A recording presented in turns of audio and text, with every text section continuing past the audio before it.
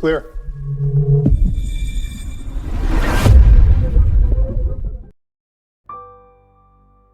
It was October 12th, 2019, and the air smelled like cold leaves and wet asphalt.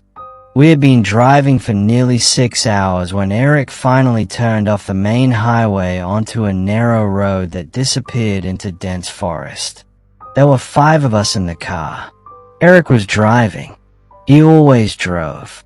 He liked control. He was the kind of person who needed to know where he was going, even when none of us did. Next to him sat Daniel, scrolling endlessly through his phone, barely looking up. In the back seat, next to me, was Lena, and behind us, in the small trunk space, was Mark, half asleep, his head resting against the cold glass window. My name is Nathan Cole, and I was the last person to see Mark alive. None of us knew that yet. None of us knew what that house was, or who owned it, or what had happened there before. Eric slowed the car as the GPS voice echoed through the speakers. Your destination is ahead. But there was nothing. Just trees. Tall, black trees that stretched endlessly in every direction. Are you sure this is it? Lena asked quietly. Eric frowned. That's what the app says. He pointed forward, and then I saw it. At first, I thought it was just another shadow between the trees.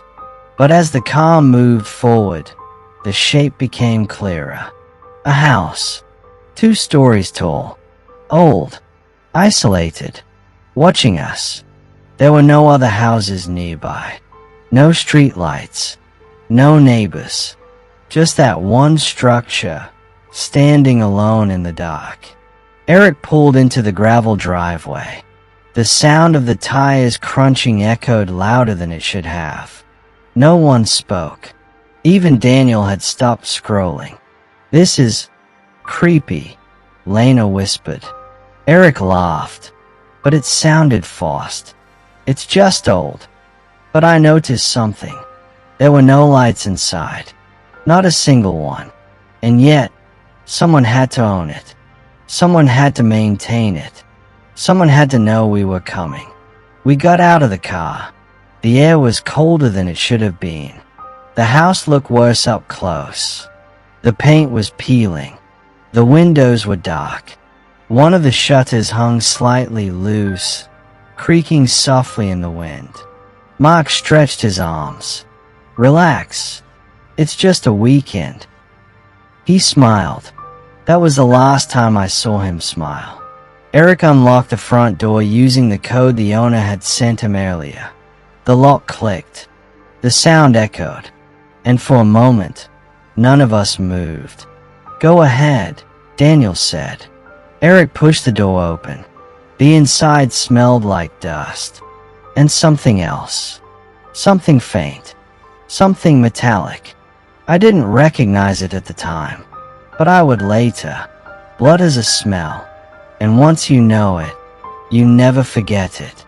We stepped inside. The floor creaked under our feet. The furniture was old but intact. A couch, a wooden table, a staircase leading upstairs. Everything looked normal. Too normal. See? Eric said, It's fine. But I noticed something again. There were no personal items. No photos. No decorations. Nothing that showed anyone actually lived there. It felt staged. Like a set. Like something waiting. Which room do I get? Lena asked, forcing cheer into her voice. Eric checked his phone. There are 3 bedrooms upstairs. Mark grabbed his bag. I'll take the one at the end. He walked toward the stairs without hesitation. Without fear. Without knowing. We spent the next hour unpacking, talking, trying to convince ourselves everything was fine. We drank beer. We laughed. We tried to ignore the silence outside. Around midnight, We all went to our rooms. My room was across from Mark's. I remember closing my door. I remember lying in bed. I remember the silence. And then I heard it. Footsteps. Slow. Deliberate. In the hallway. I assumed it was Mark. Maybe he was getting water. Maybe he couldn't sleep. But something about the steps felt wrong. They were too slow. Too careful. I opened my eyes. Listened. The footsteps stopped. Right outside my door.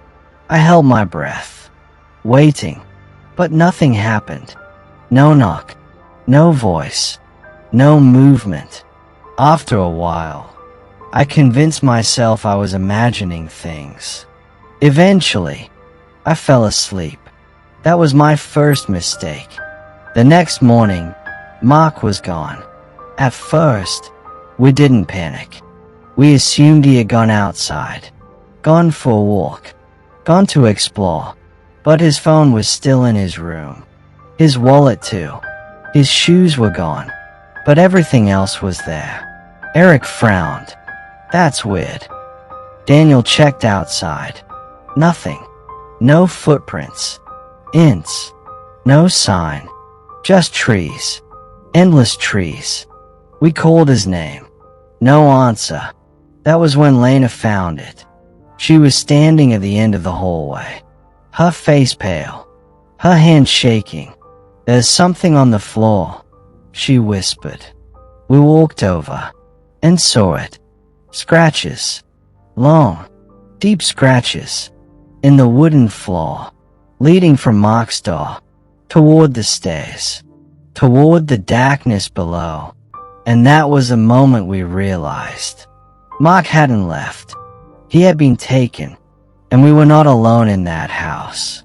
I wish I could say we stayed calm. We didn't. The scratches on the wooden floor weren't random. They were deep, violent, as if someone had tried to hold onto the ground while being dragged. Lena stepped back first. Daniel swore under his breath. Eric knelt down and touched the grooves with his fingers. These are fresh. He didn't need to say it. We all knew. Mark hadn't walked out of that house. He had been pulled, dragged, and the direction was clear. Toward the stairs, toward the lower floor, toward the front door. But the front door had still been locked from the inside that morning. That detail didn't make sense. And when things don't make sense in the middle of nowhere, your brain starts filling the gaps with things you don't want to think about.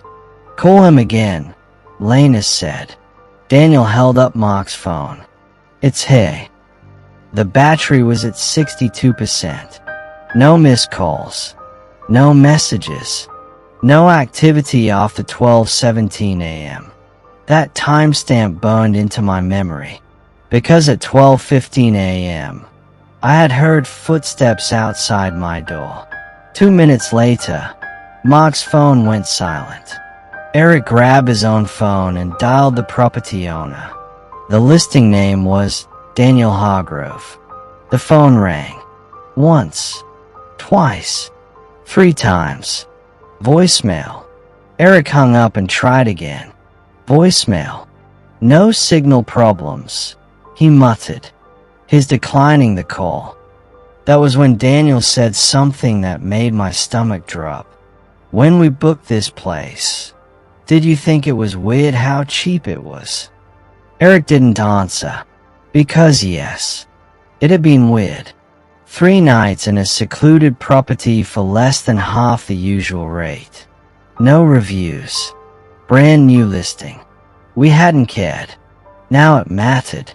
We need to leave, Lena said. Now. Eric nodded. Fine. Pack up. We moved quickly. Too quickly. Fear had taken over logic. But when Eric opened the front door, the car wouldn't start. Not his. Not mine. Both batteries dead. At the same time, we stared at each other. Okay, Daniel said, breathing hard. That's not normal. No, it wasn't. There was no cell reception, no nearby houses, no working car, and one missing friend. That's when we heard the sound. A slow knock. From downstairs. But not at the door.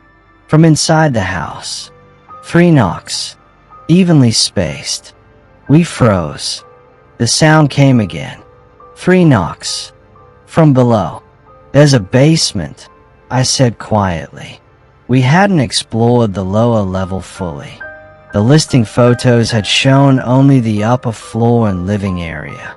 But near the kitchen, there was a door we had ignored. A heavy wooden door, with a metal handle. Eric walked toward it slowly. Each step felt heavier. The knocking stopped. He reached for the handle, turned it. It was unlocked. The door creaked open. Darkness below, and a smell. Stronger now. Metallic. Rotten. Wrong. Daniel whispered, "Don't go down there." Eric grabbed a flashlight from the kitchen drawer. "I'm not leaving Mark down there." We descended. The stairs were narrow, the air colder. At the bottom, the beam of light swept across concrete walls. And then, we saw it. Chains bolted into the wall. Not decorative. Functional. A mattress in the corner. Stained. Dark brown stains. A bucket. And on a small wooden table. Photographs. Lena gasped. They weren't random. They were printed photos. Of guests. People standing in front of this very house. Smiling. Vacation pictures. Each one dated. Over the last 4 years. Some faces crossed out with a black marker. Some circled. One face scratched out violently. Mark. My hands started shaking. He planned this, Daniel whispered. Every booking. Every stay. Every guest. The house wasn't a rental. It was a trap. And then we heard it. A car engine. Outside. Slowly approaching. Eric killed the flashlight instantly. We stood in darkness. Listening. The car stopped. A door opened. Footsteps on gravel. Slow. Unhurried. Confident. Lena's nails dug into my arm. "That's him," she breathed. We heard the front door open upstairs. No forced entry. He had a key.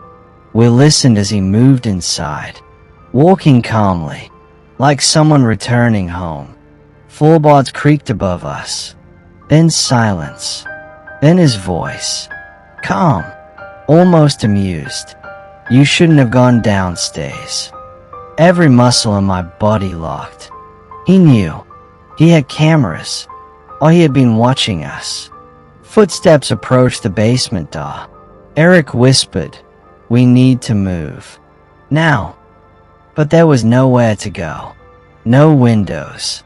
No second exit. Just the stairs. And him at the top. The basement door opened slowly. Light from upstairs spilled down the steps. And then we saw him. Daniel Hargrove. Mid-40s. Clean clothes. Normal face. Ordinary. That's what made it worse. He looked like a neighbor. A teacher. A father. He smiled faintly. "I didn't expect 4 of you to explore," he said. "Usually they wait longer." My heart pounded so hard I thought I might faint. "Where is Mark?" Lena screamed. Hargrove tilted his head slightly. "Upstairs," he said calmly. "Not alive." Something inside me broke at that moment. The fear turned into something else. Cold. Focused. He stepped down one stair. Slowly. "No need to panic," he continued. "If you cooperate, this can be organized." Organized. Like we were items. Like we were part of an inventory. Eric lunged first, and everything exploded into chaos. Eric never finished the lunge. Hargrove moved faster than any of us expected. There was no panic in his eyes. No hesitation. Just calculation. He stepped back one stair, swung something metallic from behind the railing, and Eric collapsed before we even understood what had happened. The sound of bone hitting concrete is something you never forget. Lena screamed.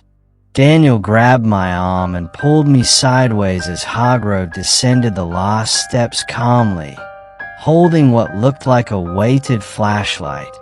Heavy, solid, efficient. Eric wasn't dead. He was breathing, but he wasn't moving. "Please," Lena cried. "Please don't." "Quiet," Hargrove said sharply. His tone changed. Colder now. More irritated than angry. This always becomes unpleasant when people panic. He moved toward us slowly, forcing us backward toward the wall with the chains. That's when I saw it clearly. There were scratch marks on the metal cuffs bolted into the concrete. Layer over layer. Old. Recent. Repeated. He had done this before. Not once. Not twice. Many times. Daniel whispered near my ear. "When he gets close, run left." I nodded. We didn't have a better plan. Hargrove stopped about 2 meters away. "You should have stayed upstairs," he said almost casually. "You always feel safe when you don't ask questions." "You killed him," Lena said through tears. Hargrove's expression didn't change. "I removed him." Removed. Like trash. Like a broken object. And then he stepped closer. Daniel moved first. He shoved Lena toward the stairs and ran directly at Hargrove. Not to win. Just to create chaos. They crashed into each other. The flashlight weapon fell. I grabbed Lena's hand and ran. Up the stairs. Into the kitchen. Behind us. Heavy footsteps. And then silence. That silence was worse than anything else. We reached the front door. Still locked. I fumbled with the handle. Lena tried the windows. Nothing. He had reinforced them from the inside. Footsteps behind us. Calm again. Unrushed. He knew the layout. We didn't. Daniel burst up from the basement seconds later, bleeding from his forehead. "Back door," he yelled. We ran through the hallway. There was a door near the laundry area we hadn't noticed before. Daniel kicked it open. It led outside. Into the trees. We didn't stop running. Branches cut our arms. The ground was uneven. We didn't look back. We just ran. For how long? I don't know. Minutes felt like hours. Eventually, we hit a dirt road. A real road. Not the narrow driveway. A logging path. And in the distance, a truck. Daniel ran into the middle of the road, waving his arms. The truck screeched to a stop. The driver, a middle-aged man, stared at us in shock. "We need help," I said. "Call the police. Now." The police arrived 40 minutes later. Sheriff's deputies first. Then state police. Then detectives. We led them back. Back to the house. Back to the basement. Hargrove wasn't there. The basement was empty. No chains. No mattress. No photos. Nothing. It had been cleaned. Professionally. But not perfectly. The scratches remained. And in the crawl space beneath the stairs. They found Mark. He had been dead for hours. Blunt force trauma. Quick. Controlled. Intentional. The investigation lasted months. The house was registered under a shell company. Hargrove wasn't his real name. His real identity was Thomas Keegan Whitmore, age 47. Former property contractor. Multiple short-term rentals under fake accounts. 4 states. 8 years. 17 documented bookings linked to disappearances. 6 confirmed bodies recovered from properties he had owned temporarily. 3 never found. He targeted groups, preferably mixed, preferably isolated. He sabotaged vehicles before arrival. He installed signal blockers in certain rooms. He studied guests through social media before approving bookings. He selected based on predictability, compliance, and physical build. Mark fit his preferred profile. When police tracked him down 3 weeks later in another state, he was preparing another property, another rental, another listing with no reviews. He was arrested quietly. No resistance. During interrogation, he never confessed. He never denied. He simply described his process as control. The trial was public, ugly, detailed. The photos from the basement were reconstructed through digital recovery from deleted storage drives hidden in a separate unit. The chains had been temporary installations, removable anchors. He learned from each crime, refined each method. The jury deliberated for less than 5 hours. Life imprisonment without parole. No chance of release. It has been 4 years. I still wake up hearing those 3 knocks. I still smell that metallic air when a room is too quiet. Lena moved across the country. Daniel refuses to talk about that weekend. Eric survived, but is different now. Slower, quieter. Mark's family attends every parole review hearing, even though there won't ever be one. The house was demolished, but sometimes, when I search archived listings online, I still see something that makes my chest tighten.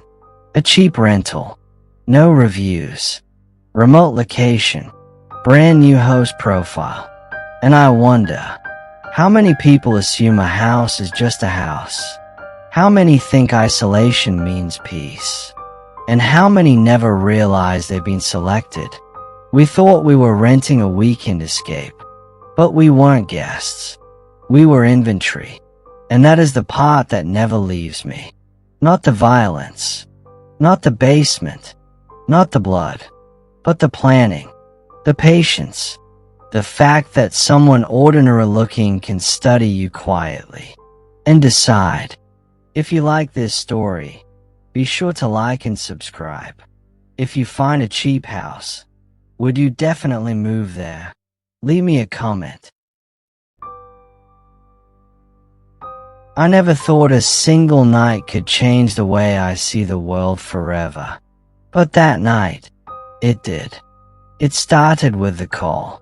My name is Daniel Mercer, and I'm a freelance journalist. I usually cover local news, petty crime, fires, things that don't scare anyone. But on that evening in the spring of 2008, a tip came in from a source I couldn't ignore. There's something going on in that house on Elm Street, the voice whispered over the phone. You need to see it before anyone else does. Elm Street, a quiet street, lined with century-old houses, most of them neat and cheerful. But one house at the far end of the street had been abandoned for years. Paint peeling, windows boarded, a for sale sign half torn. And apparently, something very wrong had been happening inside. I parked my car 2 blocks away. Even from here, the house seemed alive. Not in a good way. The shadows clung to the corners as if watching, waiting. I told myself it was imagination. I'd been sent to investigate crimes before. I knew fear was part of the job. But the first step onto that property made my stomach knot. The air smelled faintly of decay, mold, and something metallic. Something that smelled like blood. I didn't want to believe it. yet every instinct screamed at me to run. I stepped up to the porch. The boards creaked under my weight. The front door was slightly ajar. Whoever had been here last hadn't wanted anyone to see. Inside, the darkness was almost physical. Dust hung thick in the air. Cobwebs stretched between the walls and ceiling. The furniture, old and rotting, was arranged as if someone had just left. But not really. It felt staged, frozen. Footsteps upstairs. Soft, deliberate. My pulse spiked. No one was supposed to be there. I checked my phone. No signal. I was alone. "Hello," I called, my voice breaking the silence. Nothing. Just the sound of my own breathing, echoing in the empty house. I started exploring room by room. In the living room, I found signs of recent activity. Cigarette butts, a half-empty bottle, and a chair turned over. And on the floor, a single footprint in the dust, fresh, slightly smeared. Someone had been here within hours. Upstairs, the hallway stretched narrow and long. Each door had a story. One door at the far end, number 5, was slightly open. And when I peeked inside, the scene froze me in place. A man's body, not dead for long, but enough to tell the story. Bruises, marks on the wrists, blood smeared across the walls. Papers scattered, a torn photograph of a family pinned to the floor with a knife. I stumbled back, heart hammering. Then I heard it, a whisper. "You shouldn't be here." I froze. A shadow moved across the room, low and fast. And then I realized the killer wasn't gone. He was watching. He had left the body as a warning, a message, and maybe he was still inside, somewhere. I didn't know the victim yet, but I would. Her name was Emily Watson, 22 years old. She had been reported missing 3 nights ago. Her family lived a few blocks away, frantic, desperate. And now, I was standing in the room where she had met her fate. I called the police. My voice trembled. There's a body. Elm Street, number 12. They told me to stay put, but I couldn't. Something drove me forward. The need to understand, to uncover the story, outweighed my fear. At that moment, I realized something chilling. The house wasn't just a crime scene. It was a trap. A carefully laid trap designed by someone meticulous. Someone who had planned this for weeks. Maybe months. Someone who knew the police would come. Someone who wanted the story to be discovered, just not by the authorities. As I moved deeper into the hallway, I found more signs. Scratches on the walls, footprints leading into the next room, and then a note pinned to the door with a thumbtack. If you value your life, leave now. You are next. I swallowed hard, the words echoing in my head. I was alone, in a house where a killer had been living, hunting, and yet, I couldn't leave. Not yet. Because in that moment, I realized the story wasn't just about Emily. It was about the man who had been hiding here. The methodical, calculated, and utterly insane mind behind it. And I had walked right into his world. The moment I stepped back into the hallway, the metallic smell hit me harder. My flashlight illuminated the walls, revealing long, shallow scratches, marks left by fingernails or maybe a struggle. Whoever had been here, they were meticulous, almost ritualistic in the way they left their mess. I heard a creak above me, a floorboard giving way slightly under weight. My heart raced. The police were supposed to arrive within minutes. But what if they didn't make it in time? What if he was still here? I had no choice but to move forward. I approached the room at the end of the hall. Room 6. Unlike the previous room, this one seemed untouched at first glance. But then I noticed it, a faint trail of blood leading to the wardrobe. I hesitated, breath caught in my throat. Slowly, I pulled open the wardrobe doors.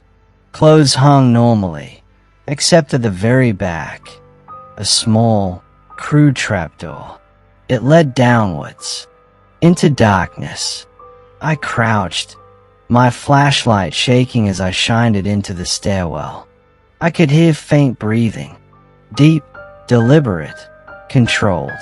Someone was waiting, and they knew I was here. I reached for my phone again. No signal.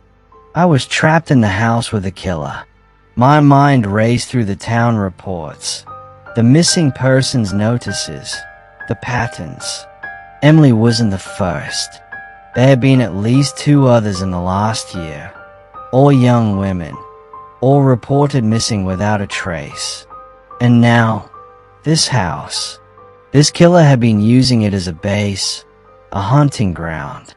Then I heard it, a soft click behind me. I spun around. Nothing. The shadows stretched along the walls, flickering under my flashlight. Then, a low voice from the darkness. "You shouldn't be here, Daniel." I froze. My own name. Not a whisper of wind. Not an echo of memory. Someone knew exactly who I was. I stumbled back, almost tripping over the furniture. My mind screamed at me to leave.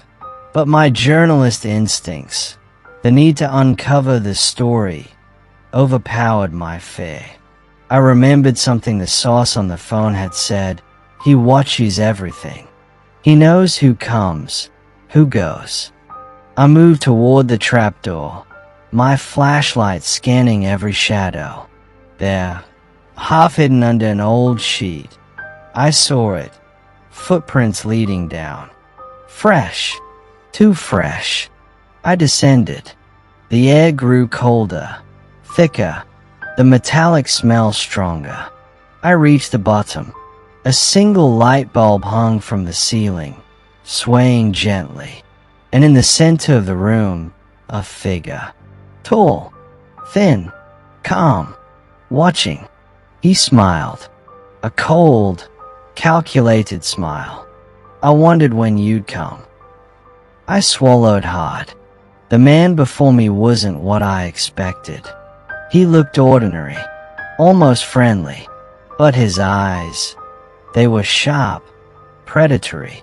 He had studied me, waited for me, and now, he had me exactly where he wanted. Why? I whispered. Because you needed a story, he said, stepping closer. And stories are meant to be told. Some live to tell theirs. Some don't. I realized then. Every detail I'd uncovered, every clue I had followed, had been left intentionally. A breadcrumb trail. A lure. And I was the final piece in his game. I backed away slowly, trying to remember the steps I had taken, the doors, the furniture, the path to escape. One wrong move, and he would be upon me. From above, I heard a creak. The police. They had arrived. My heart leaped with hope. But the man didn't panic. He wasn't afraid. He knew the building. He had prepared for every scenario. And as I sprinted toward the stairs, I realized the trapdoor behind him had closed. The only exit I had counted on gone. I reached the top of the stairs. Voices. Flashing lights through the windows. Police. Relief surged, but it was short-lived. A cold breeze brushed past me, carrying a single message scrawled on the wall in fresh ink. You found her, but you will never leave. The air thickened. I ran toward the police, shouting, pointing toward the basement. But the killer was gone. No trace. Only the body of Emily Watson, and the feeling that he was still here, watching, waiting, planning his next move. And I knew, as I stumbled into the safety of flashing lights and uniforms, that the story wasn't over. Not by a long shot. The flashing lights of the police cars made the abandoned house on Elm Street look like a crime scene from a nightmare. I stumbled outside, the chill air slapping my face. My heart still raced, but relief had a small grip on me. Emily Watson's body had been discovered, the evidence preserved, and the authorities were now in charge.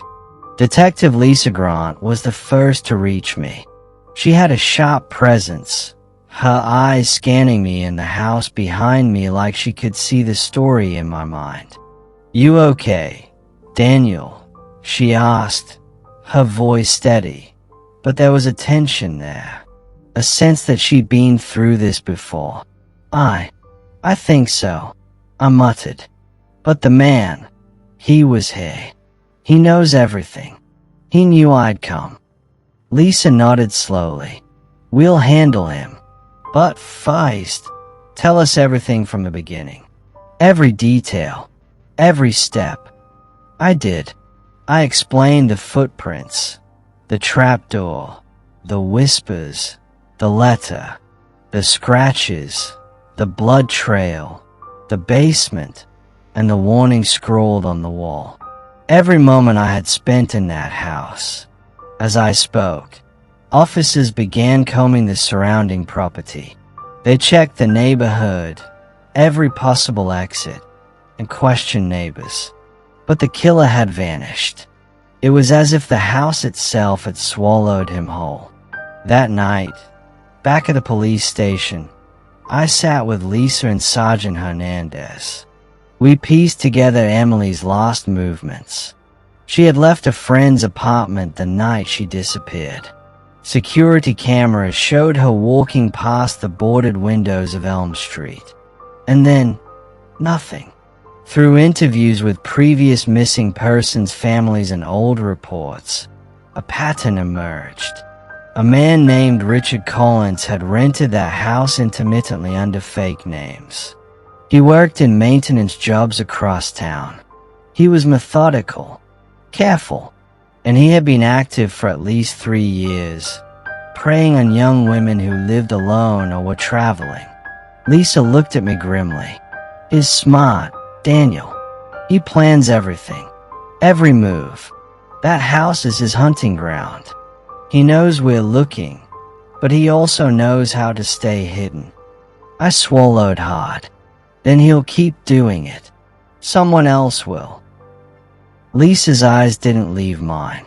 We caught him once before, but he always slips through. He's patient. He watches. He waits.